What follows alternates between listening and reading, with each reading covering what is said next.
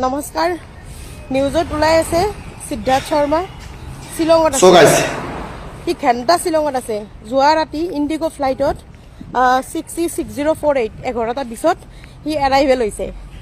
আৰু মই এইটো একদম কনফাৰ্ম 100% কনফাৰ্ম আৰু সি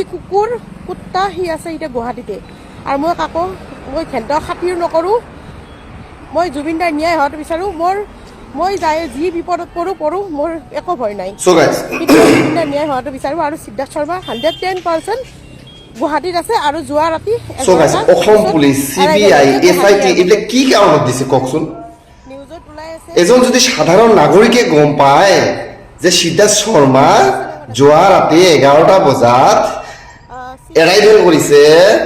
গুৱাহাটীত আমাৰ এই মানে অসম পুলিচ বা CBI বা CID এইবিলাক কি কৰি আছে মানে এজন সাধাৰণ নাগৰিক এই বাইদেউজনীক চাওকচোন বাইদেউজনীয়ে কৈ দিছে যে ক'ত কেতিয়া ক'ত আছিলে গতিকে ভিডিঅ'টো ইমিডিয়েট পুৰা শ্বেয়াৰ কৰি দিয়ক যাতে অতি সোনকালে সিদ্ধাৰ্থ শৰ্মাক গ্ৰেপ্তাৰ কৰিব পাৰে অসম